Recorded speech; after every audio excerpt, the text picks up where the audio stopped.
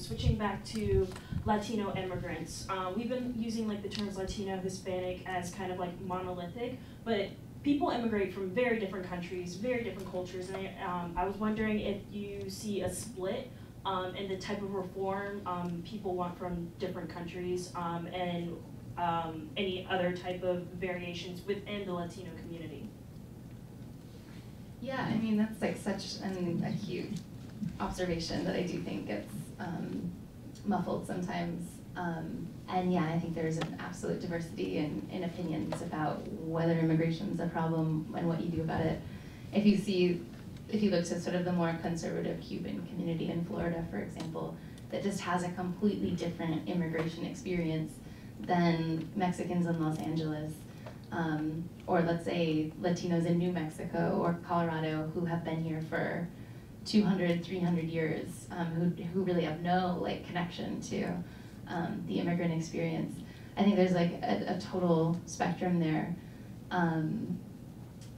Although, yeah, I mean, I think that's actually sort of one thing that I've heard like the campaigns talking about internally is maybe we need to think a little smarter about how we communicate to Latinos and not talking to them as if they're a monolithic group and making more targeted outreach. Also like from a generational perspective, because I think you're gonna find that like millennial Latinos probably have super different views on immigration specifically and a lot of like social issues than their parents and then their grandparents. So, you know, I mean, that's something that happens with like lots of different demographics. There is a very targeted approach to thinking about how we communicate with them. And I do think that for a long time, maybe, you know, political thinkers have just thought of like Latinos as their own group. And I think that again is like where there's a lot of interesting work to be done in kind of parsing like what are the differences. And Amir, what I'll tell you just from the standpoint of public opinion research and public opinion, well, there's no question that the immigration experience coming from Central or South America is much, much different than coming from Mexico for all sorts of reasons. Kate's point, she made it briefly, but it's a particularly important one, is the biggest differences in terms of public opinion on issues not just relating to immigration, but broader public policy challenges. The differences tend to emerge much less in terms of the country or the region that an individual comes from, but rather the amount of time that they or their family have spent in this country, the difference between attitudes between a first, second, and third generation immigrant, either individual or family, are much greater. Those policy opinions are much, much greater than the individual's country of origin. I also want to add, like you mentioned, you made a great point. Like you mentioned, we keep on stating Latino and Hispanics, but we don't address it. Within the community, I know that a lot of individuals, they come from Central America, North America, which is maybe Mexico, and South America. In regards to that, it's great to actually point out, at least for Seema, how politicians are addressing that, addressing how a Salvadorian differs from a Mexican, how their policies may be different, or their desires, or their pathways to citizenship compared to that. Because it's not just one monolithic group, it's not just one person. Oh, we can say all Latinos are Mexicans. For some reason, it's always referred as that because it's the country that is most close to our border. So it's important to point out that there is other countries that are part of Latin America that are not just Mexico. I mean, I totally agree with you, but I don't see the candidates recognizing that really at all. I mean, to be honest, I mean, the only exception I would make is Cuba. I think they recognize the Cuban community very much because it's obviously very powerful and it's in Florida, and two of the candidates that are running are Cuban, or of Cuban descent. But in terms of the candidates differentiating between Mexico and Central America, I really don't hear them talking about that at all. Seema, can I ask you a follow-up question? Is this unique, is that tendency unique to this particular discussion? I tend to hear candidates and their advisors and journalists talking about the female vote, the youth vote, the labor vote. And so when when someone in the political discussion talks in verbal shorthand, it does project all sorts of assumptions on a very large number of people. Yeah, I mean, I think strategists, they like to put people in boxes, and these boxes don't. Again, we're both women. It doesn't mean we believe the exact same thing. So these boxes don't always fit. But in terms of whether they're targeting male or targeting a message, it's like the way they like to organize the world. And I just don't see that level of differentiation in terms of nations. Do you have a question? Oh, just a follow-up to that. Is that just characteristic of the Republican Party, or is the Democratic Party also not doing that? I don't know. I mean, I spent some time recently talking to Hillary Clinton's Latino outreach director, and that was the day I was at the campaign. It was kind of brought up. Like they were talking about different states and like what group is predominantly represented in that state, and then how do we find, this is just an example, but like a Salvadorian community leader who can be a Clinton campaign surrogate and endorse Clinton. So there was like, a little bit of distinction, but I don't think it like in the overall message. I mean, also, like, it goes back, I think, to the two parties' philosophies in that I think most people would argue that Democrats, I think they play identity politics a little bit more, while Republicans are more like, we're all American first, and then, Bobby Jindal talks about how he's not an Indian American, he's an American. So I think some of this might go back to just basic philosophical differences, but I do feel like I see it a little bit more on the Democratic side. Well, just a follow-up question in regards to that. On the Democratic side, I think it may have already been mentioned, but two of the biggest policy proposals that we've seen thus far are amnesty and a pathway to citizenship. That's been a huge focus of the Democratic Party. And in regards to that, do you see either of those policy proposals maybe working to expand the immigration debate beyond those blocks that you've all described? Do you see those as a possible way to do that? And if so, do you see that actually something that's may be able to be implemented if we do end up with a divided Congress? I think as long as Republicans control Congress, I don't see amnesty or a pathway to citizenship happening like really anytime soon. But I think the discussion about immigration on the Democratic side is pretty interesting because Latinos do tend to vote Democratic, but they were also not happy with President Obama. I mean, he promised them within the first 100 days he would work on comprehensive immigration reform, and he didn't. And so, I've been at fundraisers where there have been protesters who have gotten in, Democrats, who were then, interrupt the event because they were unhappy with, about his lack of action. And also, I mean, he didn't pursue it when he had Democratic majorities in Congress, and then, once the majorities went away, it's not going to happen in Congress at the moment. So I think Hillary Clinton, she's trying to come out to the left of President Obama on immigration because she needs those Latino voters to come out. The voters who supported President Obama, I don't think are likely to support the Republican nominee, but they could just stay home, and that would be devastating to her chances. Like she really needs to energize, this group of voters. Kyla, if I can just add one point to that, I'm actually a little bit more optimistic on this than Seema is, although not in the immediate. I don't think it's going to happen this year or next. But I'll go back to the question that you asked earlier, in which you talked about voter fear. And if you go back, well, even before, I'd say that fear, I would argue inappropriate, but it exists on two levels. One in terms of sort of cultural and social dislocation, and that's something you see predominantly in the Republican Party. We see Republican primary voters, particularly from communities that are fairly homogenous, worrying about the effect on their culture and their community. But if you go back, not even 10 years, you saw a similar level of concern among large numbers of Democrats, not on cultural dislocation, but on economic dislocation. And Bernie Sanders, over the last several weeks, has had to explain on several occasions why earlier in his career he had been resistant to more comprehensive immigration reform. Senator Barack Obama voted for legislation on behalf of organized labor during his Senate career that reflected those concerns. And I guess what I would say to you is that Democratic Party voters and their leaders can get over the concerns about economic displacement the way they have over the last several years as society around them has changed. I'm actually more optimistic that Republicans can get over those same levels of concerns about cultural displacement as their communities change as well. And actually, I should be a little bit more in depth on this.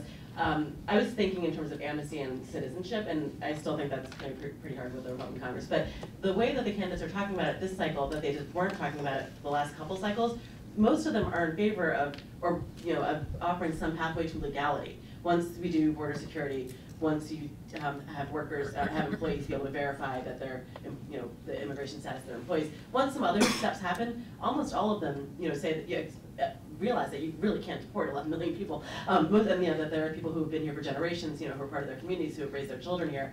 Almost all of them recognize the idea that there needs to be a pathway to some sort of legal status, perhaps not citizenship, but legal status. After you learn English, you pay some fines, that kind of thing. Which I think is a shift, because I think even 4 years ago, you had more people talking about deporting everybody. So, so maybe that's, I think there's some room there. Yeah, and I mean, I think if we try to understand like where that shift has come from, like it didn't just happen that we've gotten to this place where just 2 years ago, it seemed like almost in reach, a big amnesty bill.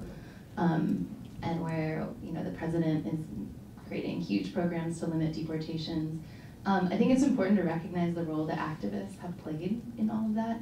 I think that the Dreamer movement, basically students who were brought here without permission when they were kids, I think that, to me, that's the most sort of important and interesting social movement that we've seen in the last 20 years in this country. And also, you also mentioned labor, and I think the shift in labor when it comes to immigration has also been really interesting and important. Here in California, traditionally, like, labor unions would oppose immigrants coming here and doing work for cheaper. But here in California, like, labor leaders faced with declining numbers of union members saw opportunity in traditionally, like, immigrant fields. So, like, I think of the janitors union here, which, is largely immigrant, largely Latino. The idea of, like, turning Latino workers, immigrant workers, into activists has just been a really palpable force. And, like in 2013, when you had Congress debating an immigrant reform bill, you actually had labor, for the most part, out there with the Latino activists, on hunger strikes and calling just really forcefully for this.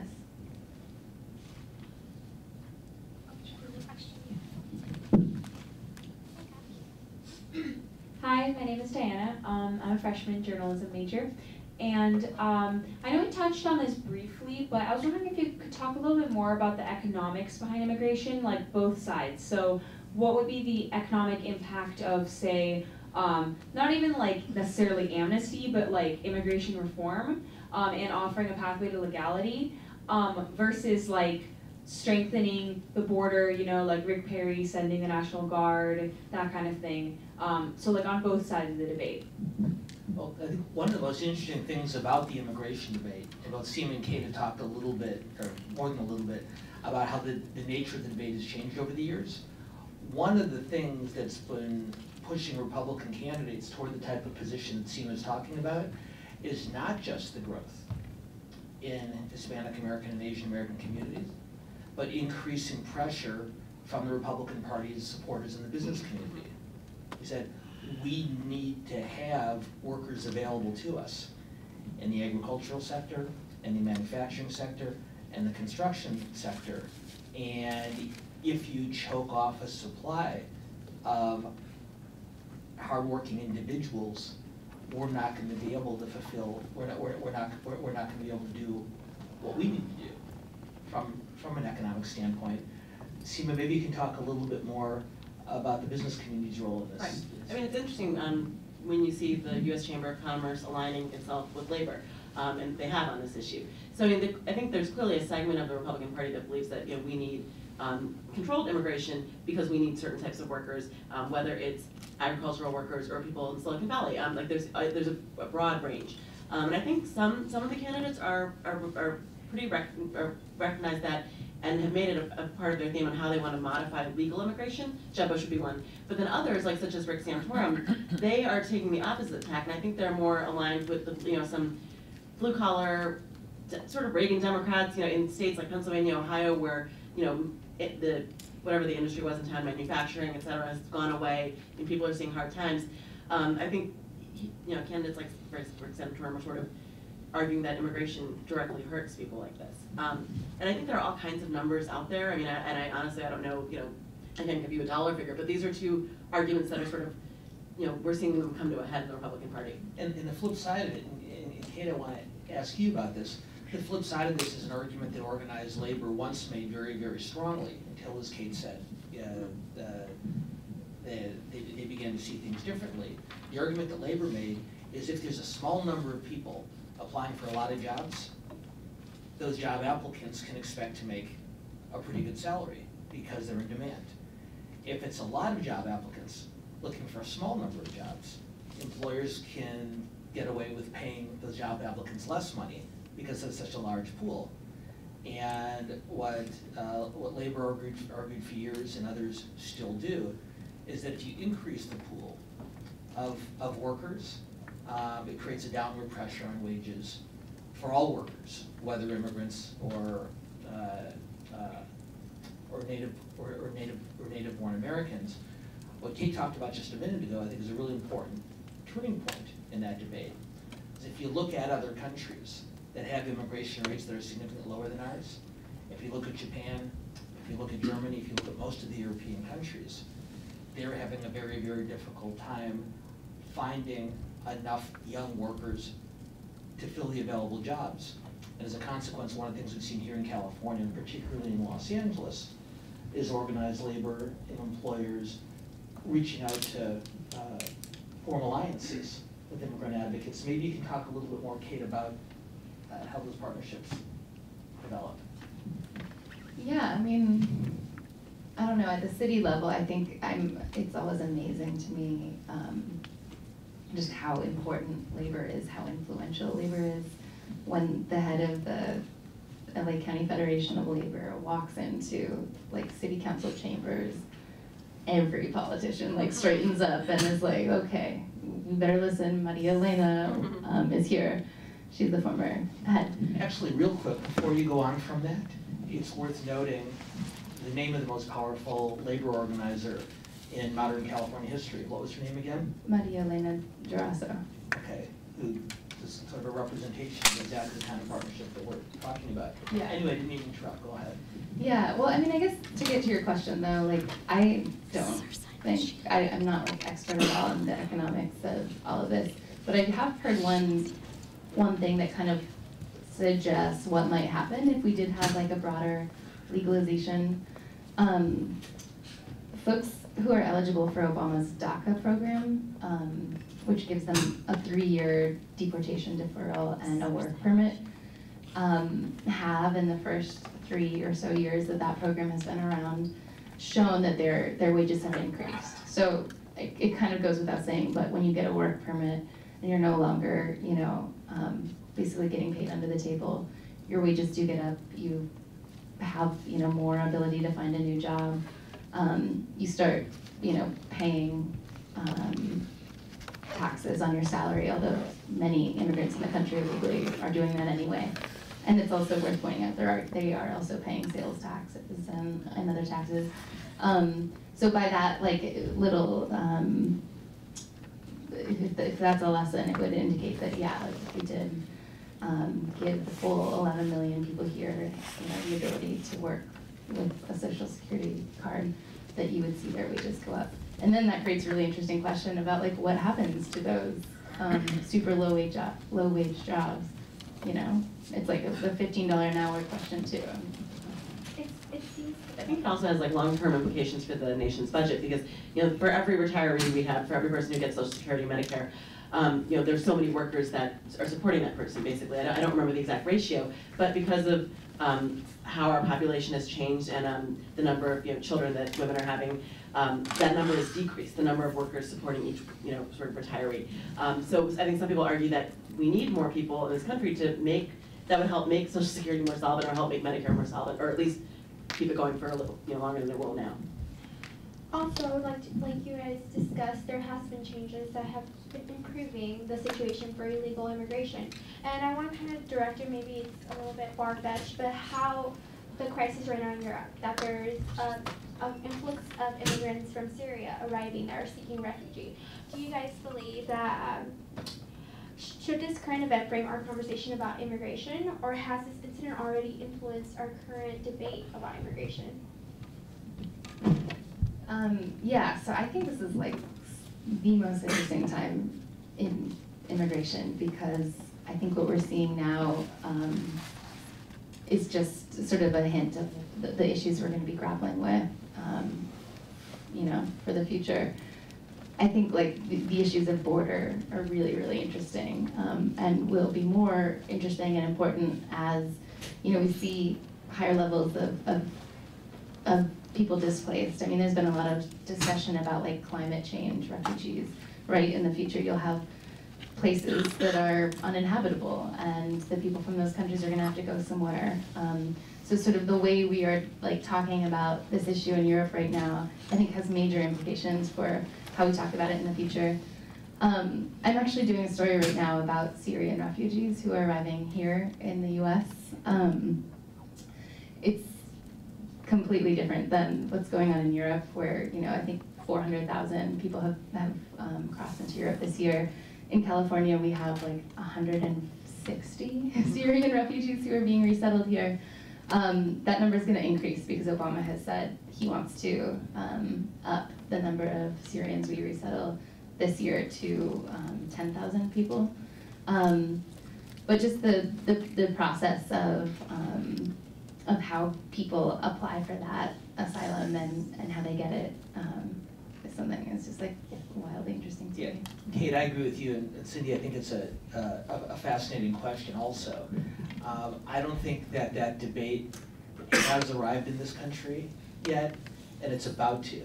And if you look at the way the refugee crisis, not just from Syria, but from Afghanistan, from any number of other countries in the Middle East and Africa, how it's roiled European politics. The only reason it's had a greater impact on European political discussion than US political discussion is simply geography. I think, and at a time when the nation of Germany, a country with a fraction of our population, is taking 800,000 refugees. Even this administration's talk about 10,000, just in terms of scale and scope, is a very, very small one by commitment by comparison. But it is worth noting, and it goes back to your question about the economics. The German national leadership is not taking in 800,000 refugees simply out of altruism and charity. They need workers. They need young people. Their population is dropping. And so this is something that, one, allows them to do a good and commendable thing for people in need, but it also is smart economics for a country that is having fewer and fewer options available to them in terms of the workforce. So I'd be interested in your guys' thought on it, but I think that debate has just barely started here. It's about to engage in a much, much larger way. Yeah, although if you think back like a year ago, we were having this debate with a different population, with the unaccompanied minors from Central America who are arriving at the southern border, overwhelming, border patrol agents and presenting like a really similar crisis. Although I think a lot of people maybe fail to see the violence in Central America as like on par with civil war in Syria. So there have been sort of questions about that, like, well, what is a refugee? Who deserves asylum? Is being afraid of a gang qualify you for political asylum? And that is the debate they're having in Europe right now. Yeah. You have representatives of the Eastern European governments saying, well, wait a minute, you're starving because of economic deprivation in your home country. We don't have room for you. We are only bringing in people who are suffering as a result of war. And those are pretty excruciating decisions to have to make. This discussion alone on Syria, we could easily do another hour on, and perhaps we will at some point later in the semester. However, for better or worse, we do need to wrap up. And before we thank our guests and our moderators, I have a couple of announcements I've been asked to make to all of you. First of all, although we are no longer able to offer internships for academic credit this semester, that won't be available again until the first 3 weeks of spring semester, we do at the Unruh Institute have a number of internship opportunities available for those of you who want to get involved in politics or government in other ways. City Council President Herb Wesson's office is looking for interns. The office of Marquise Harris Dawson, one of the up-and-comers in local politics, is looking for interns as well. The organization HOPE, the Hispanics Organized for Political Equality, is looking for interns. And actually, ironically enough, the Los Angeles Times is looking for interns. Not for, at this point in the semester, not for reporters, but for people interested in working in their community outreach and community relations department. And if you are interested in an internship in one of these offices or otherwise, please see Tanya Mercado, who is waving over in the corner there. Just a couple of upcoming programming reminders. Next week we'll be having our Students Talk Back lunch panel. And unlike today's where we've had the good fortune of working with the Political Student Assembly and the Latino Student Assembly, next Wednesday we'll be working with the College Democrats and the College Republicans and our friends from the Daily Trojan to talk about the Democratic presidential primary. And why are we talking about the Democratic presidential primary next Wednesday? Because next Tuesday night is the next Democratic presidential debate. And we'll be doing a debate watch over in the new Annenberg building starting at 6 p.m. To watch the debate, and then afterwards holding a panel discussion like this one, both with guest experts and students. So we hope you'll join us next Tuesday to watch the debate and for discussion afterwards. And along with that, hopefully come back to this room a week from today, Wednesday, for a broader discussion about the Democratic primary. One last announcement about the Los Angeles Times. Kate and Seema's bosses have very generously agreed to provide free digital online Times subscriptions to all USC students who are either political science majors or who attend our weekly roundtable discussions. And so if any of you would like to read Kate and Seema's work, which I would recommend, you can do it for free by logging on at www.latimes.com/USC Unruh, USC-UNRUH. And you can sign up for free, not only to read unlimited Times coverage, but to get invitations to a lot of the community events that the Times sponsors for Angelinos. And then lastly, we encourage you to sign up for our text updates. You should have a quarter sheet flyer somewhere around where you're sitting, and that way we can let you know as quickly as possible about other events that we'll be having in the future. That's all the announcements except for the most important one. Please join me in thanking Kate Linthicum and Seema Mehta for helping us through a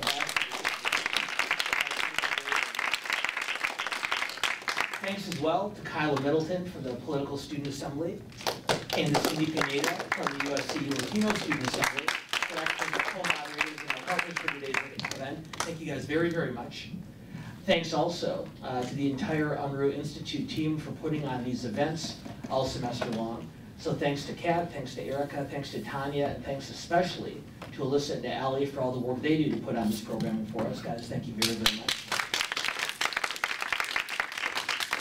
And finally, thanks to all of you for attending and participating. We'll look forward to seeing you next Tuesday night for the Democratic debate and a week from today at lunch to talk about the primary. Have a great day.